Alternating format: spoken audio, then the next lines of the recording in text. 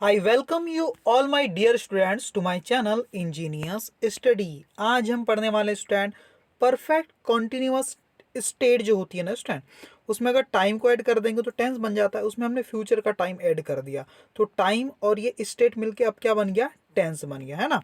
ये सारे कॉन्सेप्ट पहले बता चुका हूँ मैं आपको, है ना। तो फ्यूचर परफेक्ट कॉन्टिन्यूअस टेंस, ठीक है। तो नाम से फॉर्मूला कैसे बनाना है वो भी हमने डिस्कस कर लिया स्टूडेंट। पीछे से स्टार्ट करते, कॉन्टिन्यूअस मतलब वर्ब की आईएनजी फॉर्म, ठीक है। वर्ब की आईएनजी फॉर्म बी की फॉर्म के बिना नहीं आती, तो बी की कौन सी फॉर्म लेना है, परफेक्ट फॉर्म, जो कि क्या होती है, बीन, ठीक है ना। तो बीन लगा दिए। अब बीन खुद परफेक्ट फॉर्म है तो वो भी हैव की फॉर्म के बिना नहीं आती, तो हैव की कौन सी फॉर्म लगाना है, फ्यूचर फॉर्म, जो कि क्या होती है, विल हैव, ठीक है ना। तो विल हैव, तो फॉर्मूला क्या बन गया, will have been, will have been plus verb की आईएनजी फॉर्म। देखो नीचे फॉर्मूला है, देखो ये फॉर्मूला आपको दिख रहा होगा, थोड़ा छोटा मैं कर देता हूँ ताकि पूरा फॉर्मूला आ जाए। हाँ देखो, subject plus will have been, verb की आईएनजी फॉर्म और फिर ऑब्जेक्ट, फिर सिंस या फॉर लगाना है क्योंकि टाइम को बताना पड़ता है हमें, फिर पॉइंट ऑफ टाइम या ड्यूरेशन ऑफ टाइम, है ना। पॉइंट ऑफ टाइम कब लगाएंगे, जब हमें सिंस कब लगाएंगे, जब पॉइंट ऑफ टाइम दिया हो, है ना। फॉर कब लगाएंगे, जब ड्यूरेशन ऑफ टाइम दिया हो, समझ गए ना। सिंस के साथ पॉइंट ऑफ टाइम का कॉम्बिनेशन आएगा ऑब्जेक्ट के बाद, है ना, या फिर ऑब्जेक्ट के बाद आपको फॉर के साथ ड्यूरेशन ऑफ टाइम का कोई भी एक कॉम्बिनेशन लेना है दोनों में से, ठीक है, ओके। हाँ तो देखते किस टाइप की सिचुएशन, सिचुएशन समझना बहुत जरूरी स्टूडेंट, है ना। देखो फ्यूचर के किसी निश्चित समय के पहले से शुरू होकर कोई क्रिया उस समय पर भी कंटिन्यू रहेगी या उस समय पर समाप्त होगी, ऐसा दर्शाने के लिए टेंस का यूज किया जाता है। समझो फ्यूचर का ये टाइम है, देखो ये क्या है, प्रेजेंट है, मैंने यहाँ लिख दिया पी, है ना। हाँ ये बीच का टाइम क्या, प्रेजेंट टाइम है, और ये फ्यूचर का कोई टाइम है। तो इस फ्यूचर के टाइम के काफी समय पहले से या कुछ समय पहले से कोई क्रिया क्या रहेगी, चालू रहेगी, है ना। मान लो मैं ये वो क्रिया कभी भी चालू हो सकता है कि वो पास्ट से चालू रही होगी, चालू रही होगी, चालू रही होगी। वो कब चालू हुई वो मैं नहीं बता रहा हूँ आपको, मैं ये बता रहा हूँ कि वो जो एक्शन पहले से चालू था वो फ्यूचर के किसी समय पर, है ना, फ्यूचर का ये जो समय है इस समय तक चालू रहेगी या उस समय तक पर खत्म होगी, ऐसा मैं बताना चाह रहा हूँ। चालू रहेगी बस, खत्म नहीं, कंटिन्यूटी को दिखाने की कोशिश कर रहे हैं, है ना।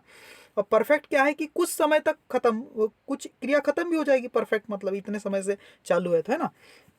जैसे कि देखो आ, कल जो है, आने वाला जो दिन है, बात को समझना है ना। कल, कल मान लो 4 बजे, कल शाम को 4 बजे, यहाँ 4 बजने वाले हैं शाम को, और 4 बजे के पहले से ही मैं किसी समय से क्रिकेट खेलना चालू कर दूंगा, कल सुबह से ही क्रिकेट खेलना चालू मैं कर दूंगा, ठीक है ना।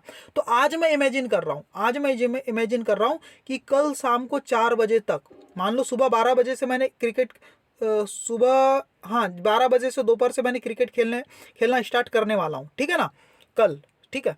तो मैं अभी से अंदाजा लगा रहा हूँ कि कल जब 4 बजेंगे ना, है ना, कल 4 बजे तक तो मैं 4 घंटे से क्रिकेट खेल रहा हूँ, है ना। 4 बजे तक क्या होगा कि पिछले 4 घंटे से क्रिकेट खेल रहा होगा कल 4 बजे। तो इस टाइप के सिचुएशन को मैं इमेजिन करके अगर बोलना चाहूं, जो कि बहुत रेयर यूज होता है इसका, है ना, तब मैं इस टेंस का यूज करूंगा। क्या बोलूंगा मैं, I will have been playing cricket for 4 hours, for 4 hours at 4 PM tomorrow, at 4 PM tomorrow, है ना। I will have been playing cricket for 4 hours, मैं 4 घंटे से क्रिकेट खेल रहा होऊंगा, कब, at 4 PM, at 4 PM tomorrow, मतलब कल शाम को 4 बजे। सही बात है, मतलब फ्यूचर के किसी समय पर कोई काम कितने समय से चल रहा होगा, है ना। वो कब शुरू हुआ वो मैं नहीं बता रहा हूं, अगर मुझे बताना है कि वो कब शुरू होगा, है ना, तब मैं पास्ट का ही कोई यहां पर एक पॉइंट ले लूंगा, यहां से शुरू होगा 4 बजे से, तब मैं सिंस का यूज करूंगा। समझो, अभी समझ में आएगा आपको, टेंशन मत लो, है ना। जैसे यहां पर देखो सिंस वाला कब लगाना है आपको, यहां लगाए क्या, सिंस नहीं लगा, अगले स्लाइड में बताता हूँ सिंस। देखो यहां पर सिंस लगा है, हाँ यहाँ पर लगा, हाँ ये लगा सिंस, ठीक है। देखो बच्चों ना, कल इस वक्त राहुल 4 बजे से पढ़ता आ रहा होगा, है ना, कल इस वक्त राहुल 4 बजे से पढ़ता आ रहा होगा। 4 कब बजेंगे, फ्यूचर के 4 बजेंगे, फ्यूचर के 4, है ना, फ्यूचर के 4 बजे से और आने वाले जो फ्यूचर का टाइम है उस समय तक वो पढ़ता आ रहा होगा, ऐसा कुछ सेंस है ना। तो Rahul will have been studying since 4 o'clock at this time tomorrow. सही बात है, कल इतने समय तक, है ना। राहुल ने मान लो आज अभी शाम का समय, रात के 8 बजे का समय है, ठीक है ना। तो कल रात को 8 बजे के समय तक अगर मैं बात करूं तो राहुल क्या करेगा, 4 बजे से पढ़ता आ रहा होगा, मतलब कल 4 बजे शाम को स्टार्ट करेगा और 8 बजे तक वो, है ना, पढ़ता आ रहा होगा 4 घंटे तक। तो मैं 4 घंटे तक नहीं बोल रहा हूँ, मैं 4 बजे से पढ़ता आ रहा होगा ऐसा मैं बोल रहा हूँ। 4 घंटे तक पढ़ता आ रहा होगा बोलूंगा तो Rahul will have been studying, है ना, for 4 hours at this time tomorrow, ऐसा मैं बोल सकता हूँ। तो बात को समझते हैं, यही है कॉन्सेप्ट, बाकी कुछ नहीं, बहुत कम यूज़ होता है इसका, लेकिन पता तो हमें होना ही चाहिए। जब हम टेंस पढ़ रहे हैं तो सारी चीज़ें पढ़ना चाहिए हमें, है ना।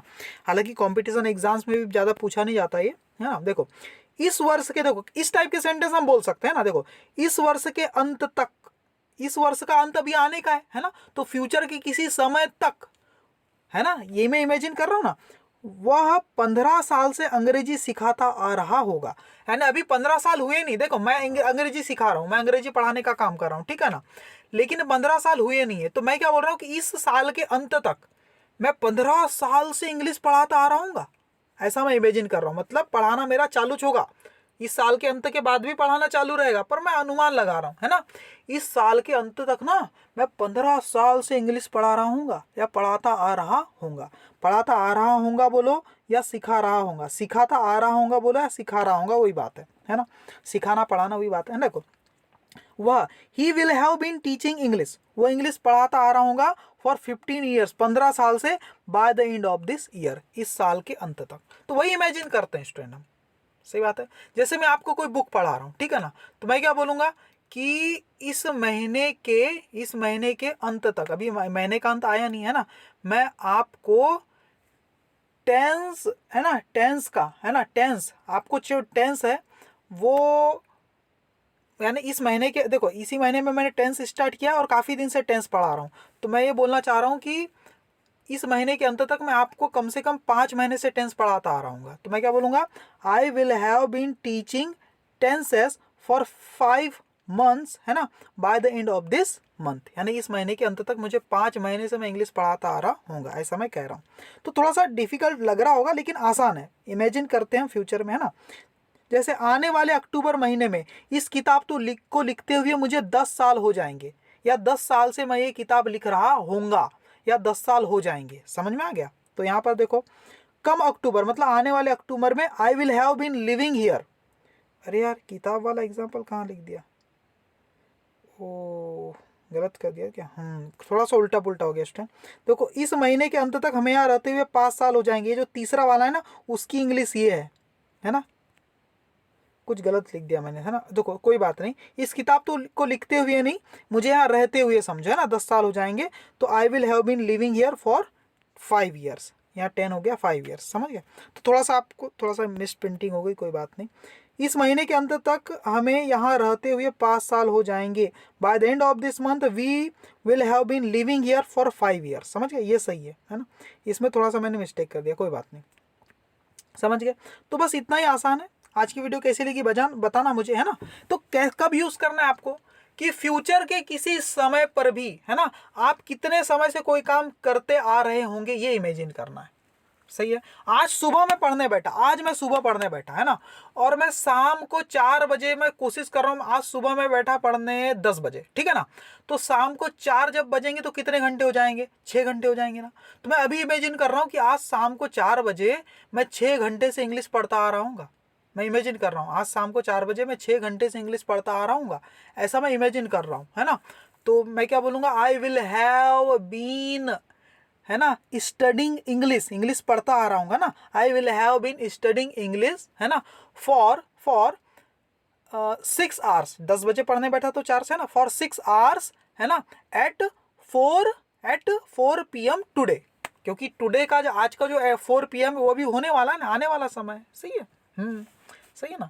तो ऐसा आपको इमेजिन करना है, जैसे कि आज मैं अभी पढ़ने बैठ गया, अभी अभी इस वक्त, और मुझे बोलना है कि कल इतने समय तक, है ना, और कल इतने समय आने में कम से कम 12 घंटे लग जाएंगे, और 12 घंटे लगातार मैं कुछ कर रहा हूँ, है ना, मैं मैथ सॉल्व कर रहा हूँ, है ना। तो मैं क्या बोलना चाह रहा हूँ, कल इतने समय तक कल इतने समय तक मैं 12 घंटे से मैथ्स सॉल्व कर रहा हूँ, है ना। अभी तो करना चालू है, करना चाह रहा हूँ, अभी 5 घंटे हो गए, 6 घंटे हो गए, 12 घंटे से मैथ्स सॉल्व करता आ रहा हूँ, मैं कर रहा हूँ कल इतने समय तक, ऐसा मुझे बोलना है। तो मैं क्या बोलूँगा, I will have been solving maths problem for 12 hours at this time tomorrow, है ना। सॉरी, एट दिस टाइम नहीं, बाय दिस टाइम टुमारो, है ना, इस समय तक, बाय दिस टाइम टुमारो। तो ऐसा आपको करना है स्टूडेंट, मैंने आपको बता दिया, आप सिचुएशन भी समझ गए होंगे। थोड़ा सा रिपीट करके, थोड़ा सा इमेजिन करके आप और समझने की कोशिश करना। Thank you very much. अगर पसंद आया तो प्लीज़ लाइक कीजिए और कमेंट करके बताइए आपको ये समझ में आया या नहीं। हालांकि इसका यूज़ बहुत रेयर होता है। Okay, thank you very much.